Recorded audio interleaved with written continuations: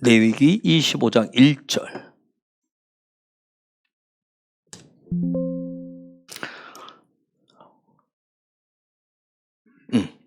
한번 읽어주겠어요?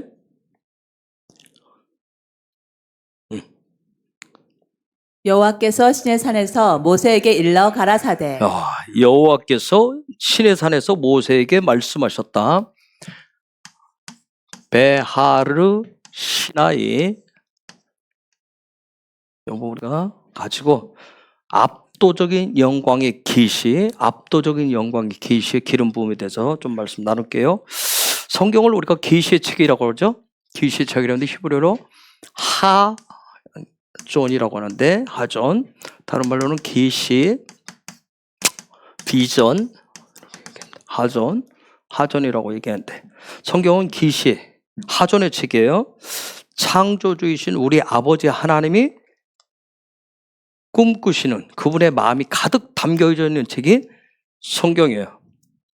그래서 하나님은 기록되어진 이 성경을 통해서 끊임없이 계속해서 시대면 시대 속에서, 세대면 세대 속에서 당신의 백성들에게, 자녀들에게 당신의 마음을 계속해서 드러내셨어요. 이걸 통해서. 그런데 놀라운 것은 이 성경 한 권을 통해서 그 시대에 맞는, 또 그 시대 사람들에게 당신의 어떤 하존을 계속 들려주셨어요.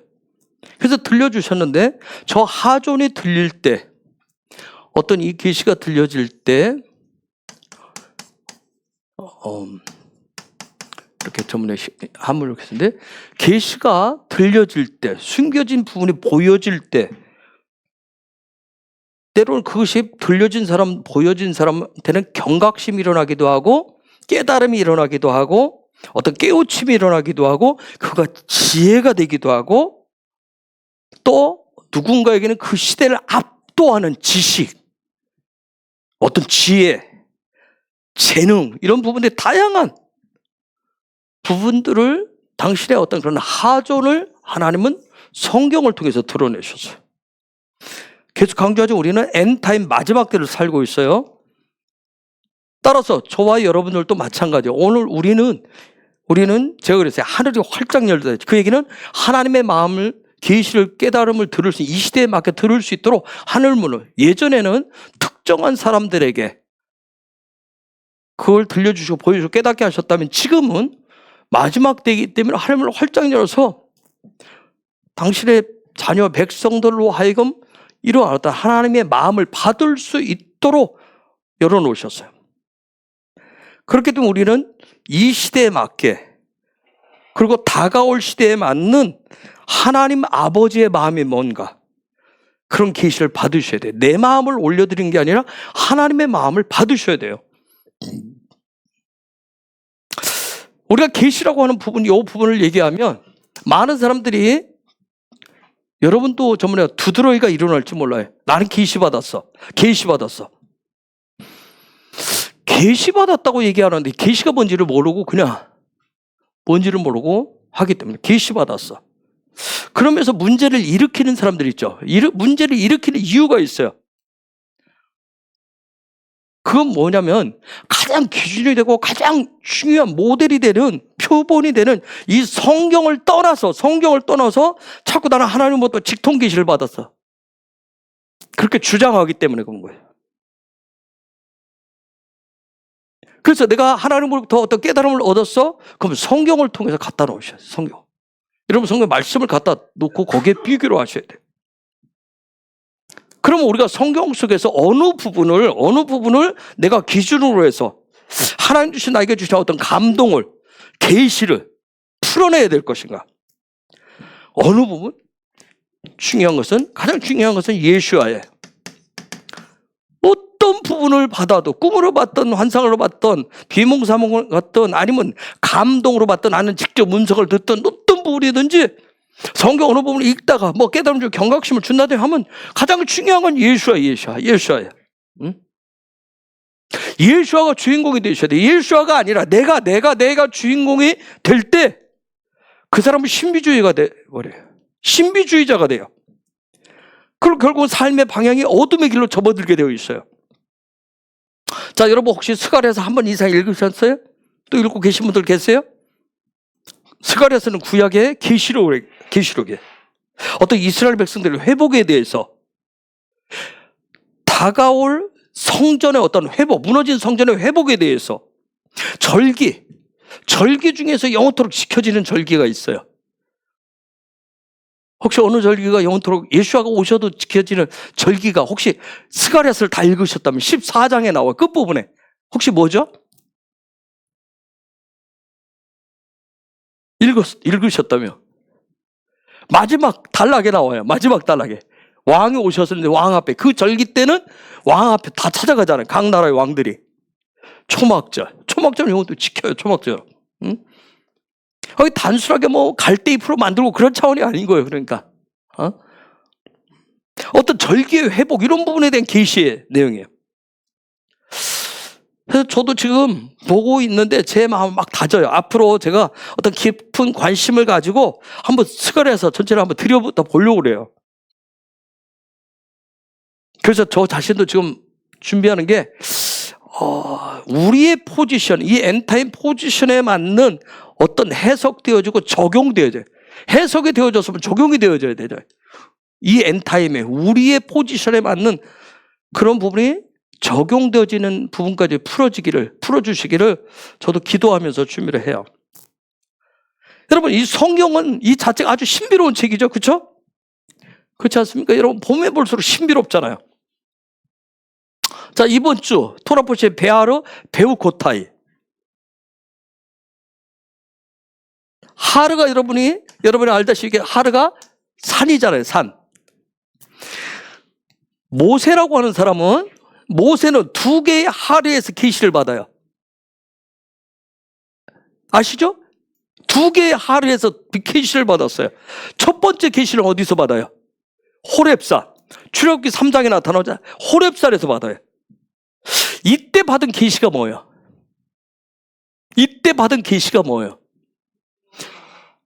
내가 누구인가? 자기가 누구인가를 그때 깨달아요. 우리의 삶에 가장 힘들고 어려운 부분이 공허와 혼돈이 오고 막 여러 가지 삶의 좌충우들이 일어나는 이유가 뭐야? 내가 누구인지를 모르기 때문에 그런 거예요. 그렇죠? 이것도 해보고 저것도 해보다가 이게 아닌가벼 저게 아닌가벼 하면서 우리 막 하잖아요. 내가 누구인가? 모세도 마찬가지예요. 우리는 소망이 있어요. 모세는 80대서야 그걸 발견하잖아요. 그렇죠? 나이 80이 돼서 이제는 나는 이제 뭐 인생 끝났다. 나는 뭐 이제는 갈 데도 없다. 그렇죠? 겨우 자식 둘하고 마누라 있는 거 그거 완전히 뭐 맨땅에 헤딩하고 있는 내 집이 있는 것도 아니고 내 갑이 있는 것도 아니고 장인어른 양이나 치는 그런 신세. 그런 그때 정처 없이 계속해서 서쪽을 향해서 끝까지 가는 그 도중에 근데 나중에 보니까 거기가 호렙산이야. 거기에서 그렇죠? 그 산에서 여호와를 만나요. 그래서 내가 누구인가를 찾아요. 그가 남은 인생 가운데 얼마나 살지는 모르겠지만 그가 남은 인생 가운데 추종하고 따라야 되고 순종해야 될 하나님 엘로힘 영이신 하나님 한 번도 실제로 본 적이 없는 엘로힘의 하나님 그 하나님 자기 먼 이때 조상인 그 아브라함이라고 하는 그 사람에게 언약하신 하나님이 어떤 분인가를 그때서야 깨닫습니다. 그분이 어떤 분인지를 그때 깨달은 거예요. 하나님은 어떤 분인지를. 여러분 놀라운 것은 그 호렙산의 모세에게 그 하루로 나타나 보이신 그 하나님은 430년 동안 아브라함에게 나타나셔서 약속하셨던 그 하나님이 430년 동안 자신의 어떤 그런 실체를 숨겨놓으셨던 그 하나님이 모세에게 호렙산에서 자신의 정체성을 자기의 본 모습을 모세에게 드러내시잖아요. 그 순간 무슨 일이에요? 여러분 이게 그래서 하나님을 만난다는 게 얼마나 중요한지 몰라요. 예수를 만나는 게. 그 순간 상상 속에 있었던 하나님 영이신 하나님이니까 약속하신 하나님 내가 단순하게 믿음으로 그냥 어떤 하나님을 예수를 믿어 했던 그 하나님 그 하나님 나타나요. 그 순간 무슨 일이 생겨요? 모세는 자기가 누군가를 확 깨달아요. 어떻게 보면 자기가 누군가를 깨닫지 못해서 40살에 사고도 냈고 또 그 40년 동안 헤매고 80년이라고 인생을 어떻게 보면 허비했었던 그런 그가 그 순간 확 깨닫습니다. 그러면서 그에게 하나님 아버지의 마음이 확 부어져요. 즉 하나님의 하존이 모세에게 부어진 거예요. 이처럼 예수를 만난다라고 하는 거, 하나님을 만난다라고 하는 거, 성령 체험을 한다라고 하는 거 왜 중요하냐? 누구인지를, 예수아가 누구인지, 우리가 그토록 얘기하는 예수아가 누구인지를 확실하게 알게 된단 말이에요. 그러면 나의 삶을 향하시는 하나님 아버지의 하존, 나의 하존이 무엇인지를 깨달아요. 계시는 다른 거 아니에요. 계시는 다른 거 아니에요. 나의 삶의 방향, 나의 삶의 목표를 확실하게 깨닫게 해준단 말이에요. 그래서 예수아가 뭐라고 그랬어요? 요한복음 14절. 내가 길이고 진리고 생명이다. 그래서 예수아가 분명한 길이 되는구나. 내 인생길에 내 삶의 길이요 진리가 되는구나. 생명이 된다라고 하는 거 분명히 깨달아요. 그래서 하늘로부터 오는 아버지께서 주시는 그러한 그 계시는 내 삶의 길과 삶의 어떤 진리와 생명의 실체이신 그 예수를 만날 수 있게 해줍니다. 자, 두 번째 하루, 모세에게 두 번째 하루가 어디서 일어나요? 시내산에서 일어납니다. 시나이산에서 일어나요. 그러면 이때 시나이산에서 만난 계시, 모세가 시내산에서 받았던 그 계시는 어떤 계시예요? 자, 호렙산에서 받은 계시는 내가 누구인가, 정체성, 나라고 하는 존재를 분명히 깨달았어요. 하나님의 어떤 문제를 분명히 봤어요. 시내산에서 두 번째 계시를 받았을 때, 이때 하나님이 주신 하나님 아버지의 마음, 하나님의 비전, 하조는 뭐예요? 모세에게 뭘 가르쳐줘요? 앞으로 삶의 방향, 나머지 그의 백성들과 함께 애굽에서 나와서 갈 바를 모르는, 방향을 모르는, 그리고 앞으로 사역의 방향, 사역의 어떤 그런 확실한 사역에 대해서 하나님을 만남으로 해서 해석을 하게 됩니다. 그걸 적용하게 돼요. 이때 시내산에서 받은 계시로 인해서 모세가 그 이후에 광야길을 가는데 40년 그 길을 가는데 앞으로 갔다 뒤로 갔다 좌로 갔다 막 거기에서 어떻게 보면 그냥 좌충우돌하는 그 시간을 보내는 것 같은데 모세는 어떻게 더 이상 흔들리지를 않습니다. 갈등하지도 않습니다. 백성들하고 막 경쟁하지도 않습니다. 심지어 무엇도 안 해요? 다투지도 않아요. 우리 다 잘 알잖아요. 백성들이 반목하고 막 반대하고 이러 아우성 치고 지금으로 말하면 스트라이크 일으키고 막 패거리지도 하고 막 여러 가지 반목하고 욕하고 막 얼마나 수도 얘기해도 시시비비를 가리지 않습니다. 오직 한번 그분께 뭘 해요? 팔라를 합니다. 그분 함께 엎드리는 것밖에 안 해요. 그분을 바라볼 뿐이에요. 그분을 경배할 뿐이에요. 이전 같았으면 어떻게 했겠어요? 따졌을 거예요. 시시비비를 따졌을 거예요. 즉 시내산에서 받은 이 계시는 모세로 하여금 진정한 경배자가 되게 하는 계시였어요. 그래서 80세 노인이 120세까지 뭐예요? 그때 시내산에서 받았던 그 계시를 가르치고 전하고 분별하면서 어린 양과 같은 백성들을 끝까지 인도하잖아요.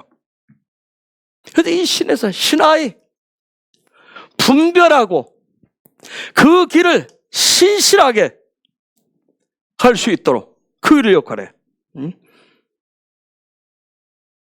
여러분, 이 시나이 가기 전에 미디안 광야 도망치기 전에 40세, 그의 나이 40대 되었을 때, 가장 왕성할 그 나이 때, 가장 힘이 있는 그 나이 때, 어떻게 보면 막 인생의 꿈에 펄펄 막 끓고 있을 그때, 그는 그 자신이 판단 기준이었어요. 그렇죠? 자기가 말한 것이, 자기가 가진 권세가, 자기가 가진 힘이, 자기의 지위가, 자기의 지식이, 자기의 경험이 그 법이었어요. 기준이었어요. 애굽이라고 하는 그 세상과 같은 그 애굽에서 그가 얻을 수 있는 모든 것들이 그의 지위를 가지고, 그의 권세를 가지고, 그의 어떠한 힘을 가지고 얻을 수 있는 모든 것들이 그의 분별이고 그의 판단의 기준이었어요. 내가 이 정도 되니까, 내가 이 정도 실력 되니까, 내가 이 정도의 재능이 있고, 내가 이 정도 위치에 있고, 내가 이 정도 파워가 있으니까 이렇게 여기까지 내가 올라올 수 있었다. 그게 판단의 기준이었어요. 그렇기 때문에 40세 그 나이 때 모세는 그 자신이 평가하면, 모세 스스로가 평가하면 이게 진리고 이게 옳다 그러면 그게 기준이에요. 그게 길이에요. 그게 진리고 그게 생명이었어요. 그게 신실함이고 그게 충성이었어요. 그런데 한순간에 깨지잖아요. 그렇죠? 한순간에 그게 날아가요. 거기 하나님의 놀라운 개입하심이 있어요. 하나님의 주권이 있어요. 하나님이 쪼를 한번 탁 옮깁니다. 순간. 어떻게 보면 40세까지 천상천하 유아독존인 것처럼 했어요. 근데 이름 있는 사람도 아니야. 애굽인. 이름 모를 사람이야. 그의 위치에서 매장시켜서 숨겨놔도 아무 문제가 되지 않을 사람이에요. 근데 놀랍지, 하나님의 개입하시니까 그의 모든 기준이, 그의 가진 모든 것들이 다 한순간에 뭐예요? 바람에 나는 겨처럼 다 날아가 버립니다. 그리고 미디안 40년 동안, 여러분 미디안 40년 동안, 미디안은 무슨 뜻을 가지고 있어요? 싸움이라고는 투쟁이라는 뜻을 가지고 있어요. 즉 뭐 했다는 얘기예요? 양은 쳤지만 뭐 하고 있었어요? 자기 성질을 삭히는 시간이었어요. 자기 자신과 싸움이에요. 도대체 내가 뭐가 틀렸냐는 거예요. 그죠? 내가 뭐가 잘못됐냐는 거예요. 응? 내가 얼마나 뭐한 사람인데. 여러분, 그죠? 자기 자신과의 싸움이었어요. 자기가 쌓았었던, 그때까지 쌓았었던 어떤 경험들, 지식들, 응? 자기의 어떤 삶의 노하우, 자기가 가진 거, 이런 모든 것들을 하나님 앞에 내어놓고 싸우는 시간이었어요. 자기 자신. 근데 내놓을 때마다 하나님이 하나씩 그걸 깨트리시는 거예요. 응?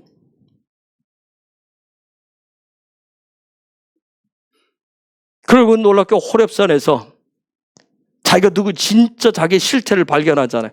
그리고 출애굽을 하잖아요. 그를 따르는 백성들과 함께. 이때 따라오는 사람들이 오직 모세 한 사람을 바라보잖아요. 그렇죠? 그 백성들의 길잡이, 리더가 되어야 됐었어요. 자기도 지금 자기가 누군지를 이제 겨우 찾았는데 그들의 리더가 되어야 돼요. 그런 그에게 50일 동안, 출애굽에서 50일 만에 어딜 도착해요? 시내산에 도착합니다. 유대인들은 이날을 무슨 날을? 오순절이라고 얘기하는 거예요. 그래서 50일 만에 어떻게 가야 될지, 앞으로 어떻게 가야 될지. 목적지는 천국 가는 거 알겠어요. 예수 믿으면 천국 가는 거 알겠어요. 근데 어떻게 가야 될지, 어떻게 가나안 땅을 들어가야 될지, 어떻게 살아야 될지, 이들과 함께 어떻게 가야 될지 모르는 그가 드디어 시내산에 50일 만에 도착했을 때 두 번째 계시를 받는 거예요. 두 번째 계시를. 하나님의 하존을 받습니다. 그런데 이때 베아르 시나이에서 받은 이 계시는 절대로 그의 남은 생에 이 땅에서 그의 눈에 흙이 들어가는 그 순간, 그가 무덤으로 들어가는 그 순간까지 지워지지 않을 그런 계시였어요. 더 놀라운 건 뭐예요? 영원한 계시예요. 땅에서만 오가는 계시가 아니에요. 영원한 계시였어요. 그게 어떤 계시예요? 그걸 뭐라고 해요? 한마디로 토라라고 얘기합니다. 그걸 토라라고 얘기하는 거예요. 응? 그 말씀 안에서 그는 흔들림이 없이 백성을 어떻게 40년 광야 길로 인도하잖아요. 40년 동안 여러분이 알고 우리가 다 알다시피 백성들은 어떻게, 여러분 사람 있는 곳은 다 갈등이 있어요. 분열이 있습니다. 왜요? 각자의 판단이 있기 때문에, 각자의 분별이고 각자의 기준이 있어요. 그게 부딪히는 거예요. 그렇죠? 두 사람만 모이면 다 그러지 않아요? 야, 그래서 주님이 놀랍게 마태복음 18장 20절에서 해야 돼요. 두세 사람 내 이름으로 자기 거 내리는 거 두 사람만 내려. 부부간에도 그런 것 있어서 기준이 달라서 싸우잖아요. 그렇죠? 근데 거기에 예수가 있으면, 주님이 있으면 그 싸움이 해결이 된대요. 여러분 40년 동안 수많은 갈등, 수없는 갈등이 있었어요. 반목이 있었어요. 반역이 있었어요. 다툼이 있어요. 분쟁이 있었어요. 그런데 이때 하르 시나이에서 받은 이 계시는 그런 어마어마한 흔들림 속에서도 방향과 목표가 틀리지를 않습니다. 무너지지를 않습니다.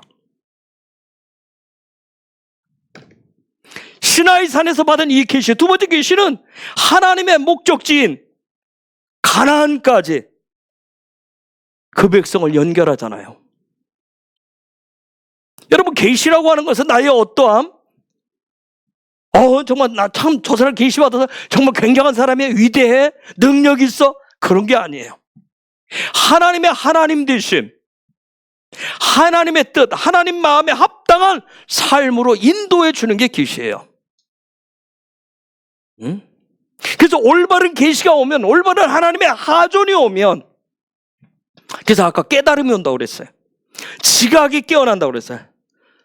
즉 삶의 방향이 무언지, 삶의 목표가 분명해져요. 즉 무슨 얘기냐면 삶의 변화가 일어나요. 삶의 변화가 일어납니다. 그러면서 예수와 함께 베아르 시나이에서, 베아르 베후코타에 뭐예요? 예수와 함께 뭐예요? 영원한 동행을 시작해요. 이 땅에서부터 동행을 시작을 합니다. 아버지의 마음, 아버지의 하존을 향한 그런 인생길을 가기 시작해요. 그런데 중요한 건 뭐예요? 그런 계시가, 하나님 나에게 주신 그 계시가, 그 깨달음이 실제가 되기 위해서는 하나님 아버지의 하존이 내 삶에 실제 해석되어지고 풀어지고 적용되어지는 삶의 실제가 되기 위해서는 나의 자아가 깨어지는 고난이 있고 아픔이 반드시 온다는 거예요. 이때 깨어져야 돼요. 이때 부서져야 됩니다. 마치 올리브 열매가 기름을 내기 위해서는 어떻게 해요? 커다란 두 돌 사이에서, 반석 사이에서, 에벤이라고 그러죠. 아버지와 아들 사이에서, 그 맷돌 사이에서. 여러분 처음에는 그게 스스로 깨지려고 했겠어요? 얼마나 저항했겠어요? 올리브 그 열매가 그 맷돌 사이에서 저항하고 저항하다가 상처가 나고 부셔지고 부서뜨려져가지고 깨질 때, 그때 기름이 나오는 거예요. 무려 5번이나 반복되는 맷돌질에 완전히 올리브 열매가 가루가 될 때까지, 가루가 되어질 때 기름이 충만해지는 거예요. 하지만 올리브 열매 자체에게는 뭐예요? 이건 견딜 수 없는 고통이고 고난인 거예요. 저와 여러분은 올리브 열매가 되어져서 아버지와 아들 사이에서, 그 맷돌 사이에서 갈아지고 부셔지고 깨어질 때, 그때 기름이 나와요. 안 깨어지려고 우리는 얼마나 저항하는지 몰라요. 안 깨어질 수가 없어요. 예수와로 인해서 십자가라고 하는 맷돌에 매달리고 갈아질 때 우리의 삶에서 성령의 기름이 나오는 거예요. 성령의 신선한 기름이 나오는 거예요. 다시 한번 2011년도 8월 4일 날 주셨던 두 가지, 저에게 주셨던 하존. 첫 번째 친밀감이에요. 마리아의 영성. 친밀감, 마리아의 영성, 제가 명제해요. 두 번째, 성령 안으로 들어가서 성령과 연합하라. 요건 죽으란 얘기였어요.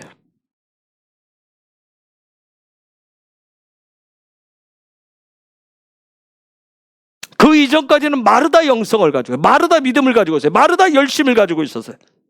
성과급을 내는 내가 뭔가 노력을 해야 되는, 열심히 뭔가를 해야 되는, 주님을 위해서 뭔가를 해야 되는, 뭔가 만들어내야 되는, 애를 써야 되는, 그래서 뭔가 눈에 보이는 열매를 추구했어요.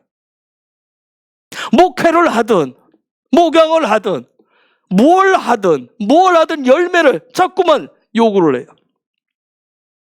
나의 어떠함을 자꾸 드러내는 거예요. 내가 어떤 사람이랑 드러내요. 그걸 통해서. 그러한 것들, 그런 마르다의 그런 영성을 부서뜨리는 시간은 저 자신에게는 굉장히 고통 그 자체였었어요. 그 당시에 마리아의 영성을 기억하실 분 계실는지 모르겠지만, 마리아의 영성을, 마리아의 친밀감을 제가 선택을 하고 그것을 마음 중심에 세우는데 얼마나 많은 수많은 한숨과 통한의 눈물, 고통의 눈물도 있어요. 제 안에 생채기가 엄청났어요. 너무나 힘들었어요. 그 당시에는. 선택을 했다. 이 길을 그래도 갈 거야. 선택을 했다가 아니야 도저히 안 될 것 같아 멈추었다가 또다시 선택을 했다. 이걸 계속 반복을 했어요. 그런데 이 마리아의 영성은 주님과의 친밀감을 위해서는 반드시 필요해. 마르다 영성 가지고는 주님과 친밀감을 누릴 수가 없어요. 우리 마리아처럼 하셔야 돼요. 그건 필수예요. 그 다음에 성령과의 연합은 쉬웠겠어요? 아흐레무트가 쉬웠겠냐고요. 성령과 연합 쉽지 않았어요. 성령과 연합을 하면, 여러분, 성령과 연합을 하면 내 안에 숨겨놓은 본능, 정욕, 욕심, 욕망, 갈망, 저 깊은 내 마음, 저 깊은 바닥에 내면에 깊숙이 숨겨놓은 악한 본성들이, 본능들이, 욕망의 그 힘들이 정과 욕심들에게 나와요. 수없이 올라오고 올라와요.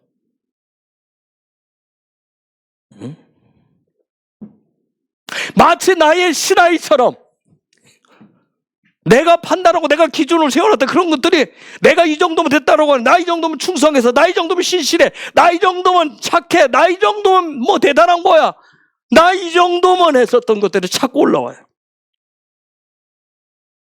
내가 주인 되고 내가 왕 되고 내가 뭔가 하고 싶은 그런 욕심, 욕망들이 올라와요.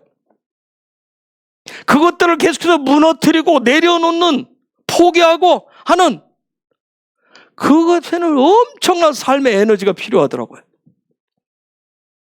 그런데 여러분, 지금도 제가 끊임없이 죽이고 내려놓는 훈련을 해요.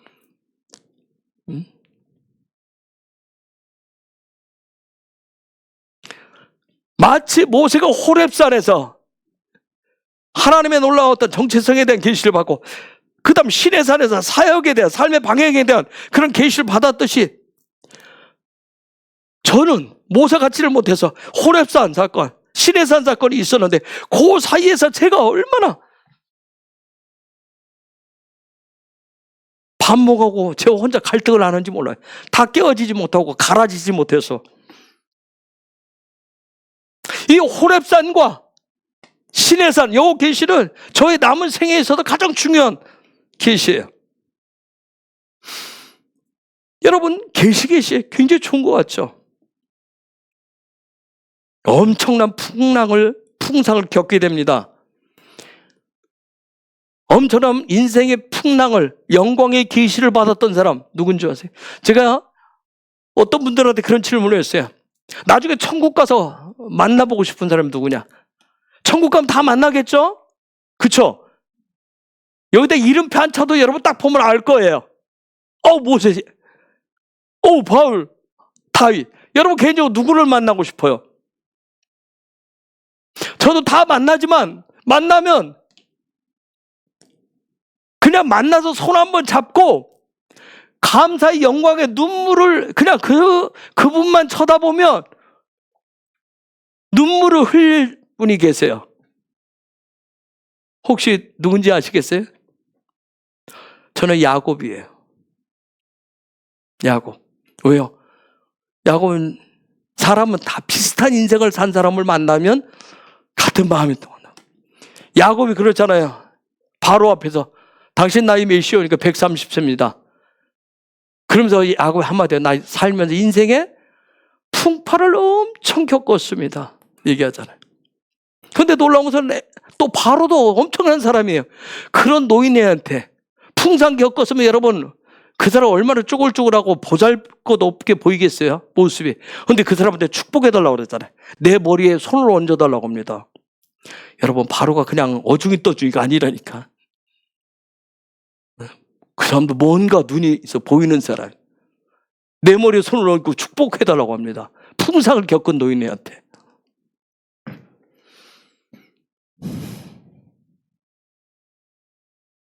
여러분 모세라고 하는 사람이 베아르 시나이에 올라가서 시내산에 올라가서 그때 받았던 계시는 그때 받은 영광의 계시인데 그 계시는 영광의 계시인데 그 영광의 계시의 무게가 어마어마했던 거예요. 그 얘기가 출애굽기 19장에 나와요. 출애굽기 19장 17절에서 20절에 한번 볼까요? 얼마나 영광의 무게가 무거우면 그 어마어마한 수백만의 백성들이 벌벌 떱니다. 19장 17절에서 20절 출애굽기 읽어볼까요? 시작. 모세가 하나님을 맞으려고 백성을 거느리고 진에서 나오매 그들이 산 기슭에 섰더니 시내산의 연기가 자욱하니 여호와께서 불 가운데서 거기 강림하심이라. 그 연기가 옹기점 연기같이 떠오르고 온 산이 크게 진동하며 나팔 소리가 점점 커질 때에 모세가 말한즉 하나님이 음성으로 대답하시더라. 여호와께서 시내산 곧 그 산꼭대기에 강림하시고 그리로 모세를 부르시니 모세가 올라가매. 여러분 한번 그림으로 한번 상상을 해보세요. 이미지로 얼마나 이 영광의 무게가 어마어마하냐면 온 산이 진동을 했어요. 진동하다. 하라드라고 하는 단어인데 하라드 히브리어로 진동하다. 하라드. 요 진동하다라는 요 단어 온 산이 흔들렸다. 요 얘기가 신약에서 히브리서 12장 26절에서 28절에 나와요. 26절 12장 26절에서 28절 히브리서 시작. 그때에는 그 소리가 땅을 진동하였거니와 이제는 약속하여 가라사대 내가 또 한 번 땅만 아니라 하늘도 진동하리라 하셨느니라.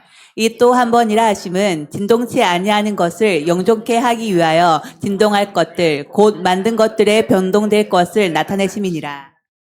그러므로 우리가 진동치 못할 나라를 받았은즉 은혜를 받자 이로 말미암아 경건함과 두려움으로 하나님을 기쁘시게 섬길지니. 자, 저때 진동 히브리서 저게 나오는 진동 마지막 때 흔들릴 진동도 하라드라고 하는 단어인데 요 진동이라는 다른 말로 제가 하잖아요. 그래서 쓰나미라 즉 마지막 때 대풍은 바로 온 땅을 다 진동시키는 거예요. 여러분 지난주 주일날 잠깐 말씀 나왔어요. 데라가 세 아들 중에서 막내 셋째 아들이 어디서 죽어요? 고향 땅에서 죽습니다. 두 아들 데리고 어디를 가요? 하란 땅에 가요. 하란 땅. 하르.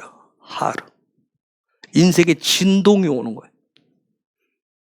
하란 땅에 갑니다. 그래서 그곳에서 죽어요. 근데 아버지 데라가 죽고 거기서 죽고 진동으로 인생의 진동 지진을 통해서 죽고 여기서 장자의 축복을 받고 놀랍게 새 출발한 사람이 누구예요? 큰아들 아브라함이에요. 아브라함입니다. 응?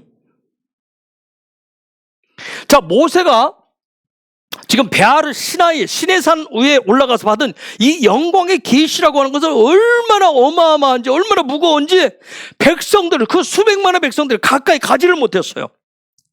이 진동 하라드가 얼마나 센지 두려움에 빠집니다. 그런데 놀라운 것은 저게 말씀에 보면 출애굽기 19장 20절에 보면 그때 백성들이 무서워가지고 벌벌 떨고 앞으로 나가지를 못하는데 그런데 모세를 향해서 하나님이 이렇게 말씀하셔요. 여호와께서 시내산 곧 그 산 꼭대기에 강림하시고 그리로 모세를 부르시니 모세가 올라갔다. 모세를 불렀다. 그 단어가 바이크라예요. 여러분 바이크라 알죠? 눈에 익숙하죠? 바이크라 레위기잖아요. 야, 그럼 우리가 뭘로 볼 수 있어요? 아, 예배라고 하는 거, 예배의 자리로 하나님 나를 부르셨어. 내가 온 곳이 아니라 하나님 나를 불러서 왔어. 그럼 예배는 어떤 자리예요? 영광의 자리인 거예요. 예배는 영광의 자리로, 영광의 자리로 두려움에 떨어서 그 진동치는 소리 때문에 두려워서 벌벌 떠는 자 감이 올라오지 못하는데 하나님이 모세를 부르시듯이 바이크라 하듯이 나를 부르시는 거예요. 그 자리로, 그 영광의 자리로 부르시는 거예요. 응?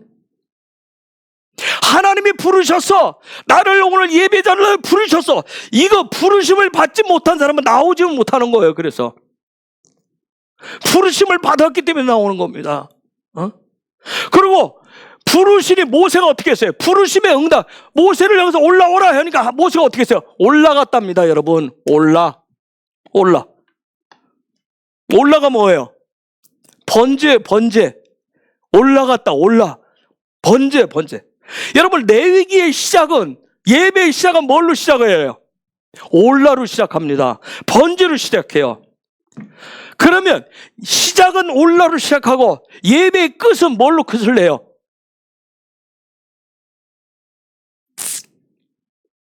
레위기 1장부터 해서 27장까지 쭉 가는데, 자, 계속 레위기는 바이크라 하고 예배, 올라 하는 얘기를 계속 얘기해요. 올라 하는 부분에서 계속 올라가게 해요.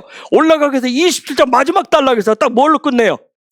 11조로 아시리를 끝냅니다. 가장 기본이 되는 믿음의 고백이 11조는 했느냐는 그 얘기는 게 아니라 이것은 나의 믿음의 가장 기본이 되는 거예요. 삶의 고백이에요. 여러분, 이 올라의 실패자가 누구예요? 대표적인 성경의 인물이 있어요. 이 올라 예배의 실패자. 그 시작이 잘못된 사람, 시작이 잘못된 사람. 엘리라고 하는 사람. 엘리는 뭐예요? 항상 옆으로 봤어요. 내 기준으로 봤어요. 내가 중심이 돼서 보는 거예요. 제가 그랬잖아요. 가장 엘리 같은 예배를 드리시는 게 교육자들이라고, 목사라고. 누가 내 기준에서 예배를 드리나 안 드리나, 제대로 드리나 안 드리나, 이거 엘리처럼 해요. 여러분, 내가 그래서 요즘 계속 강조해. 나와 하나님과 1대1 관계예요. 누가 드리냐, 저만큼 저 사람 드리니까 나도 저만큼. 아니에요. 예배 실패자. 저 사람 저렇게, 저 사람도 저렇게 하는데 나도. 교회 다니 오래된 글수가 나가는 사람도 저 정도인데 아이고 나는 다 엘리예요, 엘리. 응? 엘리, 모든 예배를 내가 판단을 하는 거예요. 내가 결정하는 거예요. 내가 중심이 돼. 그게 엘리예요. 이런 사람들 뭘 무시해요? 하나님의 뜻, 하나님의 음성을 무시합니다.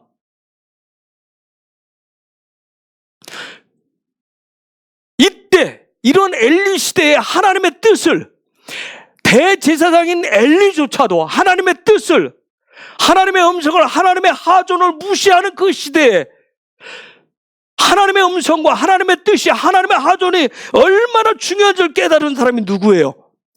사무엘이에요, 사무엘. 그래서 그거 한마디 나중에 하잖아요. 뭐가 뭐보다 낫다? 순종이 제사보다 낫다. 나의 제사가 아니에요. 여러분, 계시받고 싶으세요? 계시받고 싶죠. 하나님의 마음을 받고 싶잖아요. 대붕의 첫 번째 코드가 하나님의 마음이에요. 그렇죠? 하나님의 마음 받고 싶을 거예요. 하나님의 하존을 받고 싶을 거예요. 그런데 여러분이 이 마지막 때에 하나님의 하존을 받으시면, 하나님의 마음을 받으시면 삶의 고난과 고통이 엄청납니다. 깨어지고 으깨어집니다. 부수어집니다. 내면적인 고통, 육신적인 고통 엄청나요. 성경 인물 하나 실례 들어볼게요. 다니엘서 10장 8절 한번 들어봐. 다니엘서 10장 8절.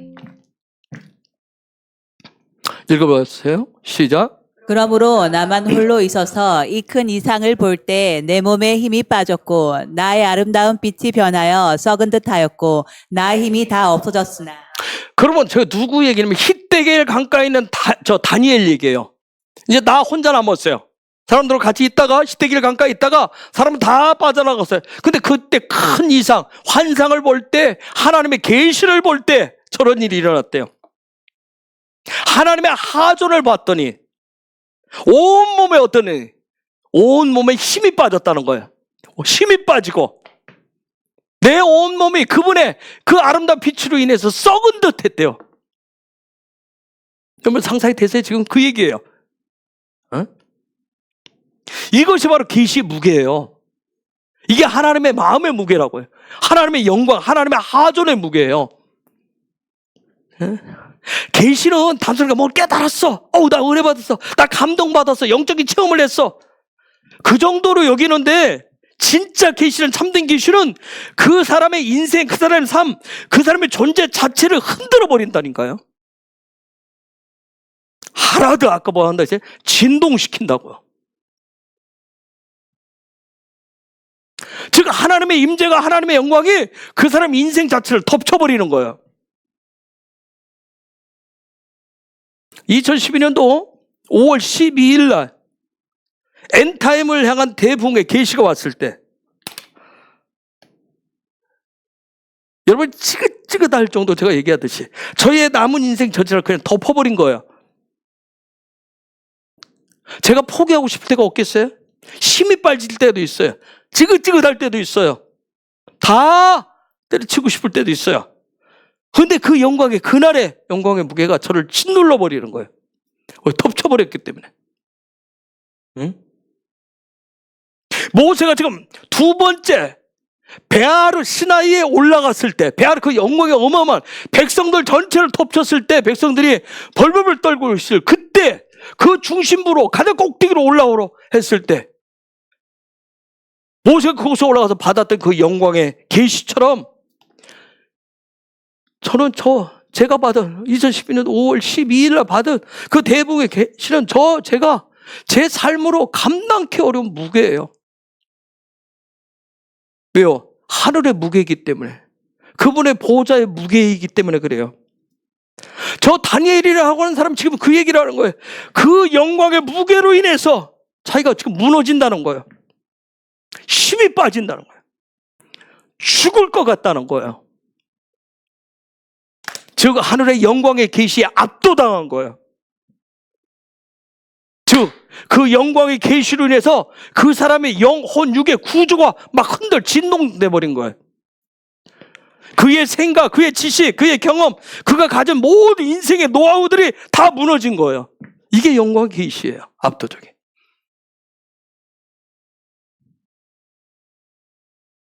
여러분 모세라고 하는 사람도, 아브라함도, 야곱도, 다윗도, 바울도 다 이것을 경험을 했어요. 그 영광의 계시 앞에서는 여러분 자신의 존재의 빛은 저기 썩은 것처럼 느껴져요. 제가 제 자신의 어떤 부분을 저의 어떤 빛나는 어떤 부분을 막 하다가 갑자기 2012년 5월 10일 그 대붕의 계시가 또다시 저를 되새김져 확 어떤 계기를 통해서 또 덮칠 때가 있어요. 그럼 제가 키워놨던 그 빛이 썩은 빛처럼 보여요.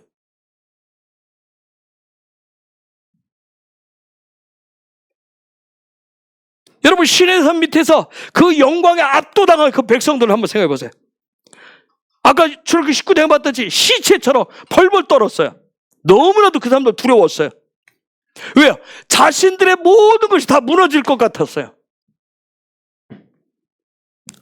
여러분 이것이 마지막 때 성취될, 일어날 영광의 부흥이에요. 쓰나미처럼 덮쳐서 다 무너뜨릴 거예요. 그 영광의 계시를 받아낸 사람 모세. 그것을 받아낸 사람이 모세예요, 여러분. 왜 모세? 응? 여러분한테 제가 마지막 대부흥, 쓰나미 계속 얘기하죠. 사실 그것을 선포하고 그분이 준 게 이승을 선포하고 하지만 기다리기도 하지만 기대하지만 또 한편으로 저 자신도 두려워요. 왜? 그 하라드에 의해서 쓰나미처럼 와서 다 무너뜨릴 거거든. 내가 감당해낼 수 있을까? 감당해낼 수 있을까? 제임스 더 목사님이 저쪽에 있을 때 오셨을 때 저한테 예언한 게 있어요. 그때 아마 집회 중에 예언을 해서 기억하는 사람.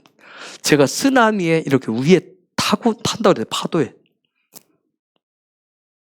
제가 이제 올 연말쯤에 좀 미국을 가려고 기도 중인데 가면 제임스 더 목사님 만나려고 그래요. 제임스 더 목사님 이제 나이 70 넘으셔서 몸이 많이 안 좋으세요. 이번에 이제 제가 가서 찾아가서 뵈야 될 것 같아서. 그래서 페이스북에 어떤 가끔 한 번씩 소식을 메신저로 소식을 전하기도 하고 페이스북에 댓글로도 소식을 하시기도 하셔요. 그래서 그때 저한테 여러 가지 예언들을 하셨던 부분들을 또 만나서 지금도 여전히 주님과 천상을 오르락내리락 하니까 또 어떤 부분들 나누기를 원해요.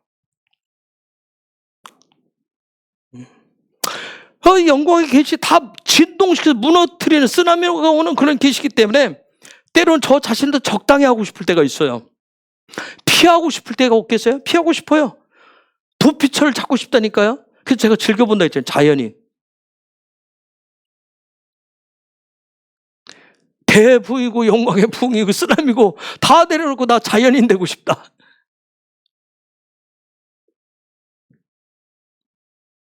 응? 제가 여러분이 알다시피 3번의 태풍을 맞섰잖아요.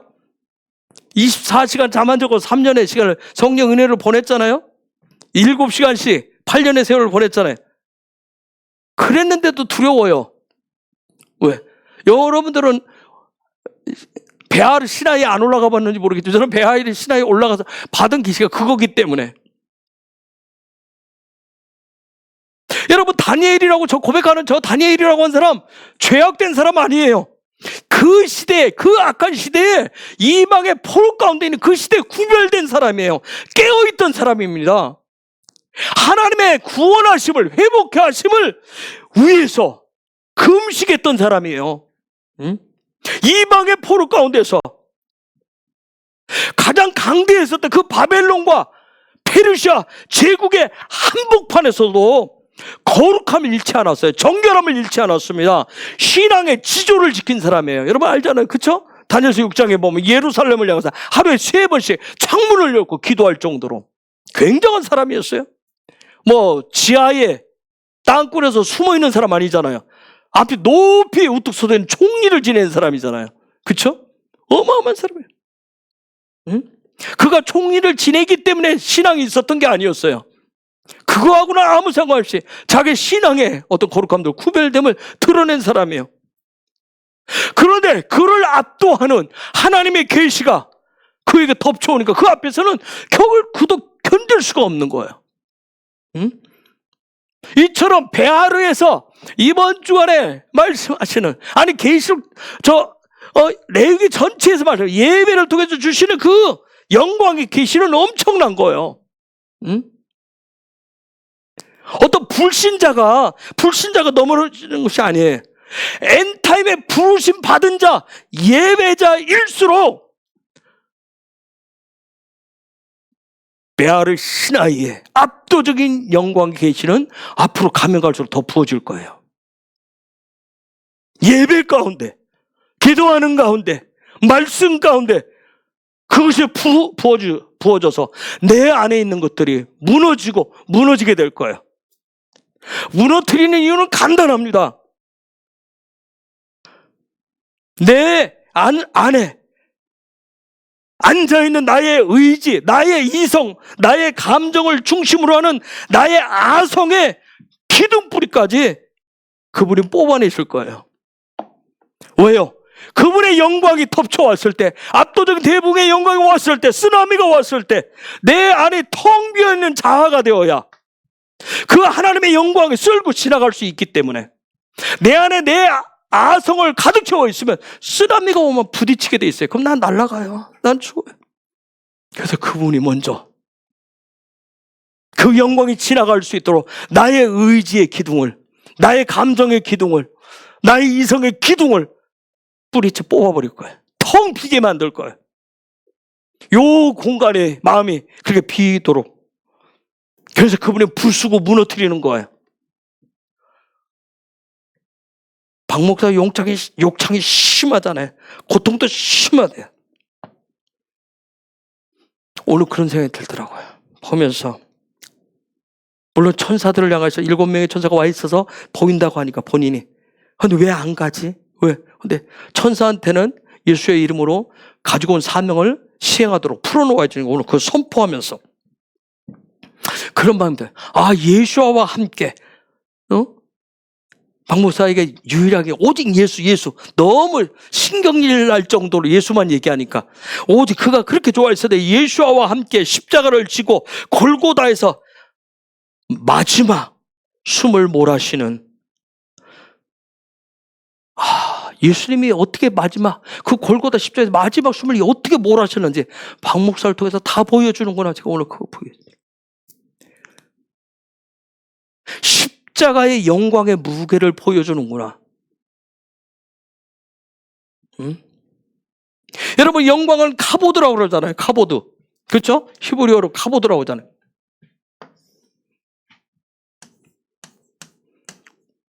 응?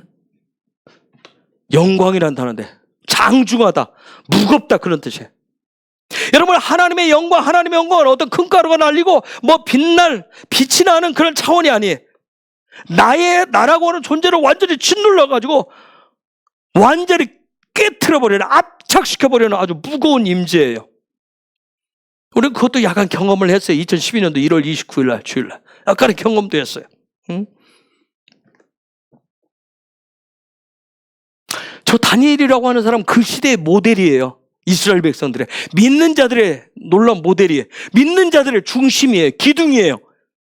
정신적인 지주 역할을 하는 사람이에요. 그가 보여주는 저 공직자가 보여주는 저 위치에서 정말 도저히 가질 수 없는 그 믿음, 그의 신앙, 그의 헌신, 그의 거룩한 경건. 근데 어떻게 해요? 하나님의 영광이 계시가 오니까 뭐예요? 그 영광 앞에서 다 무너져 버리는 거예요.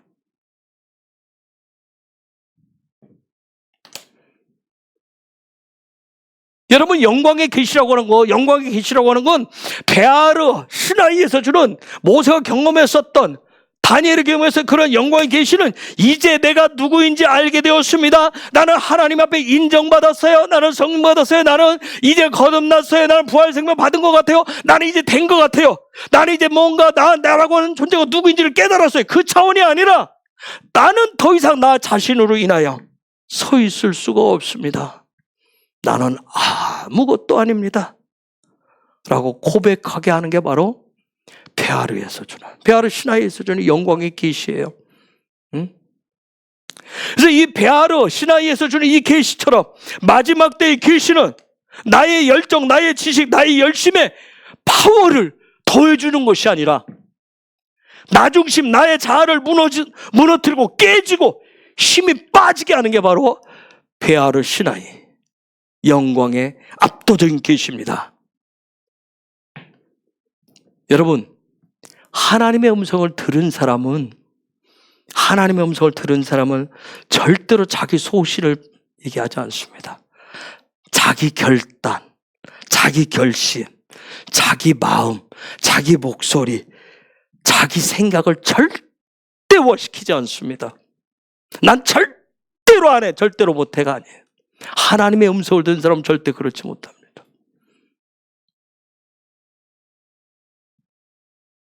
하나님의 손에 만져진 사람은 자기 힘을 자랑하지 못합니다. 왜요? 그래야만이 하나님의 영광이 가득 채워져서 하나님 아버지와 에하드 되고 그분의 임마누엘 동행하는 삶이 되기 때문에 그렇습니다. 하나님은 육적인 결합만 원하지 않습니다. 혼적인 결합도 영적인 결합도 원합니다. 부부간에도 육적으로만 결합한다면 문제가 심각해. 우리 마음까지는 결합하는데 영이 결합이 안 되면 안 돼.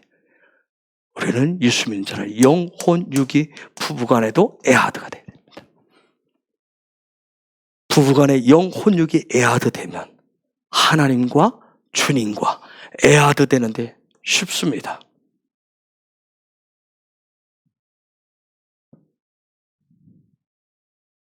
여러분, 베아르의 영광의 계시, 그 지성소의 계시는 엄청난 거예요. 성경 수없이 많은 인물을 이사야라고 하는 사람도 이사야 6장에 보면 지성소 보호자의 영광의 계시를 보았어요. 보자마자 그가 한 소리가 있어요. 거룩하다 거룩하다 하면서 뭐예요? 화로다 나여 망하게 되었다. 여러분, 거룩이라고 하는 거, 카도시는 단순하게 도덕적으로 깨끗하고 윤리적으로 깨끗한 그 차원이 아니에요. 하나님과 나 사이의 관계예요. 하나님과 나 사이의 간격이에요. 하나님의 카도시를, 거룩함을 경험하시면 가장 먼저 무슨 일이 일어날까요? 이사야가 보여줘요. 자기의 입술의 악함을 고백합니다. 네 입술이 얼마나 악한지. 그래서 거기서 에모르가 나오는 거예요. 여러분, 하존, 하나님의 하존, 계시는 특히 영광의 계시는 압도적이에요. 마지막 때 주실 대붕의 계시는 압도적이에요. 에스겔서에도 에스겔서도 굉장히 어려워요. 저는 에스겔서 아직 설교할 자신이 없어요. 읽어도 잘 이해가 안 돼요. 에스겔이라고 하는 사람도 그 압도적인 계시가 왔을 때 어떤지 바짝 엎드려 버립니다. 엎드리니까 하나님이 그를 일으켜 세웁니다. 하나님이 일으켜 세워요. 왜요? 동행하자고. 그걸 통해서 또 배워요. 계시 받으면 벌떡이라서 나 계시 받았어, 감동 받아서 까부는 게 아니라 엎드리는 거구나. 하나님이 일으켜 주셔야 되는 거구나. 계시록에 보면 사도 요한도 그 압도적인 계시 앞에서 그냥 납작 엎드려 버립니다. 여러분, 계시는 어떤 흥분제가 아니에요. 하나님의 영광의 계시는 우리를 죽은 자처럼 만들어 버립니다. 그리고 하나님이 일으키시는 거예요. 그래서 진정한 승리, 진정한 이기는 자는 그 영광의 계시 앞에서 영혼육이 완전히 무너진 사람이에요. 그래서 하나님의 나라의 승리는 인간이 가진 어떤 재능의 힘의 능력으로 얻는 것이 아니라 죽은 자를 일으키는 하나님의 능력에서 나오는 겁니다.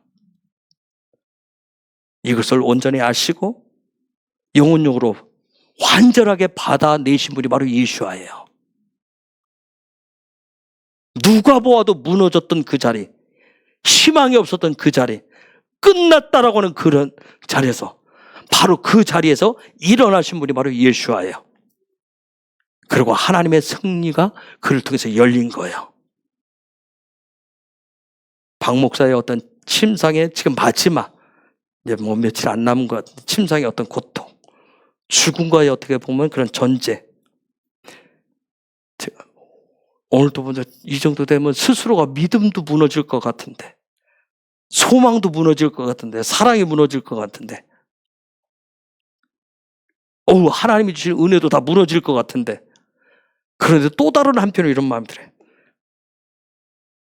그런 박 목사를 보면서 저는 또다시 저에게 주신 마지막 계신 영광의 압도적인 계신 대부흥이 더 갈망되어지는 거예요.